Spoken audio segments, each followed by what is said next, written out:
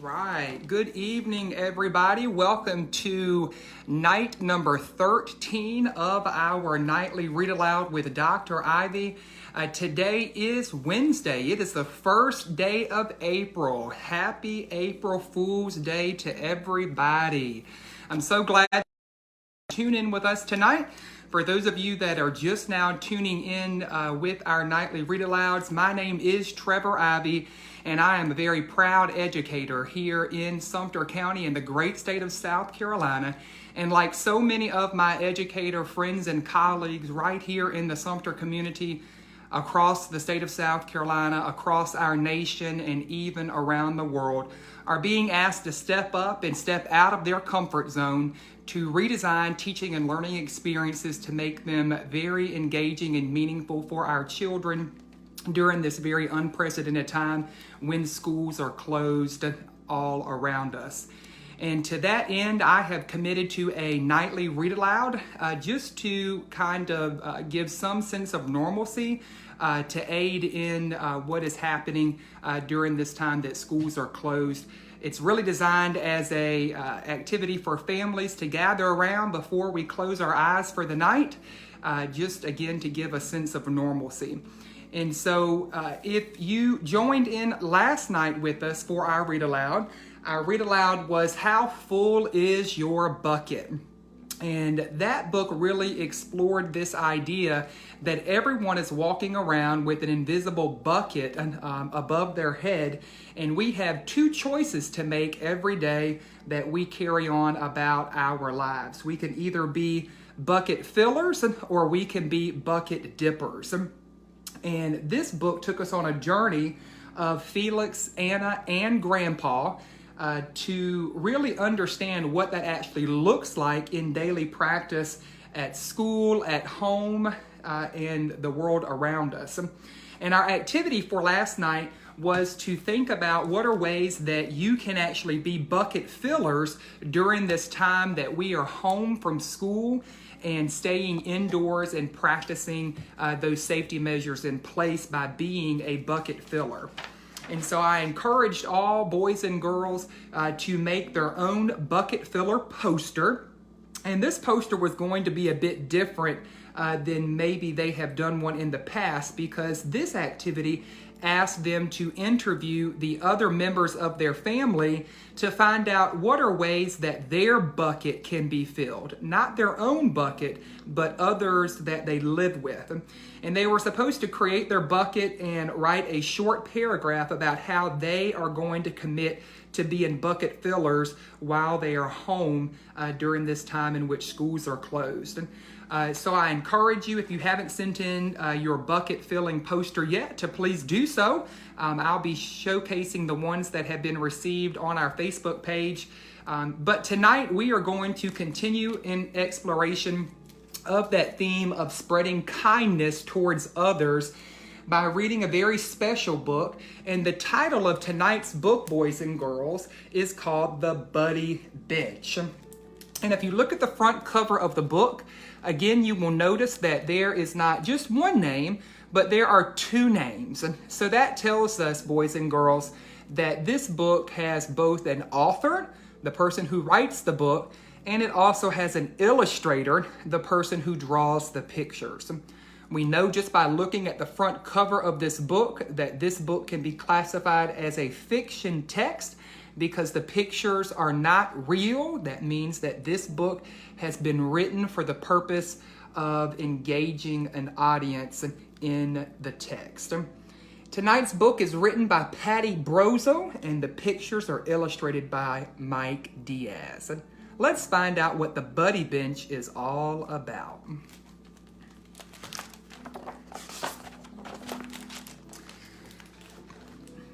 Class dismissed, called out the teacher, Mrs. Mellon. When the recess bell rang, her students ran out. They were very loud and they were very happy. They didn't waste any time. Recess was too short after all. So they started right in with their games and their sport. Boy, those boys and girls look happy to be going out for recess, don't they?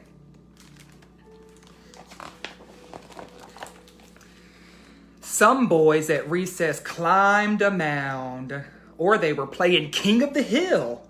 But though he stood near, not even one of them noticed the boy named Will. Molly said to Brianne, "Let's play follow the leader." So they walked right by Emma, but just didn't see her. As Cooper watched everyone play hide and seek from a tree up top, he thought to himself, "Why does no one seek me?" 3 kids played soldier with a make-believe fort as Sloane looked on from the basketball court. Some of these boys and girls are wondering why no one is noticing them. Meanwhile, 7 kids were acting like clowns, and they acted quite silly. They paraded right past, but no one even saw the little girl named Lily. Another boy named Jerome watched 4 kids playing blind man's bluff. "Why can't they see me?" he said to himself. "Aren't I big enough?"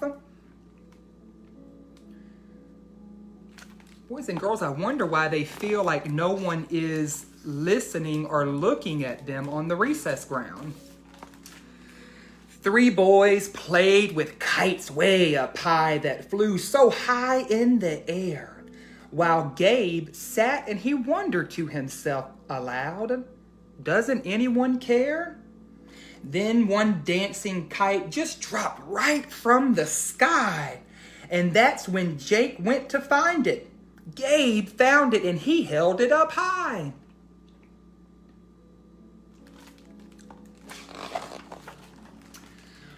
"Want to come and join us?" Jake asked to Gabe. "Come join us before recess is done." "How come you're just watching? That cannot be much fun." "It's my legs," said Gabe. "I can't run in a cast, so I never get picked, not even to go last." "Well, why don't you come play with us anyway? There's plenty of time to spare." "Wait a minute," said Gabe. "I'll be right there." So did you see Jake is being friendly towards Gabe? I wonder how that made Gabe feel. So Gabe hobbled on over to Will and he tapped on his shoulder. "Come and join us," he said, "before recess is over." "I'm new here," said Will, "and today is my very first day. No one but you has asked me to come and play." "Well, help us keep this kite high up in the air. Will you?" "Okay," said Will. "I'll be right there."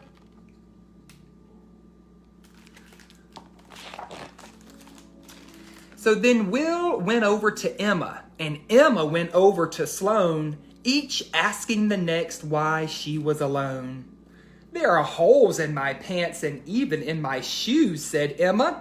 "I don't fit in with all the other girls." And all of a sudden her face turned really bright red. Meanwhile, Sloane said, It's so hard to know what to say. I'm too scared to ask, but I do want to come and play." "So come and join us," said Will. "There's no time to spare." "Wait," said the girls. "We'll be right there." I wonder how that made the girls feel to all of a sudden be asked to come and play. So they ran over to Cooper and they said to Cooper, "So what about you? We're gonna have fun. Can't you come out and play too?" "When I talk," explained Cooper, "my words get tangled. What I want to say ends up all mangled." "So what? Come out and play," the 2 girls said.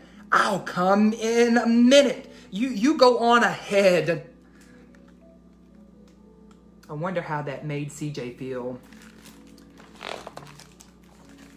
So then Cooper went over to ask Lily, and Lily went over to ask Jerome. They asked each one of them, "How come you're all alone?" Well, Lily told Cooper, "It's always the same. I'm used to just watching. I'm no good at any of the games." So Jerome said, "When you're small and the game is all tied, no one wants you to be on the other side. So come on and play, Cooper said. Don't hang back and wait. Let's go and make some new friends. It's never too late. I wonder how Jerome felt now. Judging from the pictures, he probably feels very happy. But all of a sudden, recess was over. Then the bell rang very loudly, and Miss Mellon's students ran for the door.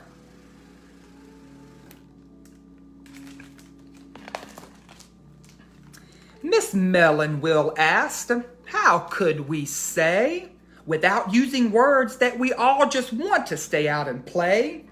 Sometimes we're too shy, too sad, or too proud.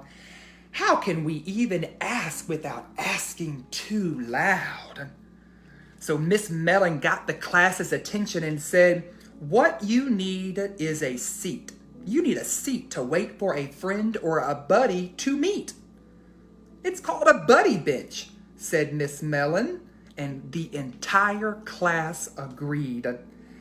And well, we'll make it ourselves, said Cooper. Everyone else in the class jumped with joy. So they borrowed a hammer and some other tools, a saw and a wrench, and they got started right to work on their very own special bench. Bang, bang. Look at all the boys and girls working together. When it was all said and finished, they were all filled with pride. Each of the children wore a big smile that was 9 inches wide. We think it's just perfect, the students all said. With hands that are colored blue, yellow, and red, they put their new bench in the very best place on the playground, right under the climbing tree, right at the very base. Look at how happy those boys and girls are. So now everyone knows when they're feeling left out at recess where to go and find friends. Without any doubt, and the words on the bench that they made on their own say, this is the buddy bench where no one is alone. The end. So boys and girls, we chose this book called The Buddy Bench for a special reason tonight. And we want to continue along with this theme of being kind to each other. And it's really super important that during this very special time, this unprecedented time, you've heard Dr. Ivey say that word a lot, unprecedented. Unprecedented means that we've never found ourselves in such a situation before. And even in a time when it's unprecedented, we still need to be kind to each other. So can you think of some ways that you can still be kind and also still protect yourself and your family? Think of some ways. What are some ways that you can actually still be kind? You know, this is a very special time, as Dr. Ivey mentioned, and it's full of lots of unknowns and even some disappointments. Schools are closed. We have lots of events that have been canceled. And when we turn on the TV, it's not always fun to watch. It's quite scary. And we find ourselves thinking out loud a lot of what ifs, and they can be quite troubling. This is very much an unprecedented time. And this is a time when we need unprecedented kindness. So let's think of some ways out loud that you can both protect yourself, your family, and still be kind. What are some ways? Can you think of some ways? Well, some ways that I can think about immediately to share kindness with each others, even if we're staying inside of our homes, is to help your parents around the house, keep the house clean, to be respectful, to use our manners, and to make sure that we're doing our schoolwork without having to be told or to be reminded. Another way that we can spread kindness during this unprecedented time is to think about perhaps making cards for those that are in isolation, or for the elderly people who are in special homes that cannot have visitors right now. That would be a very nice way to spread kindness during this unprecedented time. But don't forget, boys and girls, to take care of yourself, help to take care of others in your house. This is an unprecedented time that calls for unprecedented kindness. So I challenge each of you to be thinking of ways that you can actually spread kindness, even if we are in our homes and we can't go out. We need to think of ways that we can spread kindness. And so I want you to be thinking about your bucket filling poster, and especially ways that you can fill the buckets of the other individuals that are living inside of the house with you. So I can't wait to see your bucket filling posters that show these ways that you can spread kindness to others. Go ahead and make sure that you put the finishing touches on your poster. You can send me your pictures, or if parents, you want to have your child or children practice those great communication skills, you can record a video and send that video. We'll post them on our Facebook page for the entire world to see. And speaking of spreading kindness to others, tomorrow is Thursday, the 2nd day of April, and it is Autism Awareness Day, World Autism Day. So I'd love to see everybody wear their blue in support of autism awareness. Send me your pictures, post your pictures on Facebook. Let's light it up blue to show our support for autism awareness. So boys and girls, as we bring our 13th nightly Read Aloud to a close, let's go ahead and get ready to share in our reflection of our day. So you remember those 4 questions that I continue to ask at the end of our nightly Read Aloud? They have not changed. So let's start with question number 1. What was your most favorite part about today? Tell your parent, your older sibling, or your fuzzy friend, what was your favorite part about today? Well, my most favorite part about today was that I got a bike. I have been sharing with you for the last several days about me wanting to get a bike, and I finally got a bike, and it was like waking up on Christmas morning today. It's little things in life that make you happy, right? And I can't wait to go and ride it. All right, question number 2. Boys and girls, what was your least favorite part about today? What was your least favorite part? Well, my least favorite part about today was that it was cold. It was quite cold today, and I didn't really enjoy that part about today, being outside when it was cold. All right, question number 3. What is one thing that you would want to change about today? Tell your parent, your older sibling, or your fuzzy friend, what's one thing that you wish you could change about today? Well, one thing that I wish I could change about today is for the sun to come out and play. All right, question number 4, our last question before we end our nightly Read Aloud. What is one thing that you hope is going to happen tomorrow? Well, one thing, boys and girls, that I hope is going to happen tomorrow is that you wear blue in support of Autism Awareness Day, and that you send me your pictures of you in your blue. All right, boys and girls, that brings our 13th nightly Read Aloud session to a close. Remember, if no one has told you that they love you today, Dr. Ivey is here to tell you that he loves you. Have a good night, boys and girls. Sleep well. We'll see you tomorrow.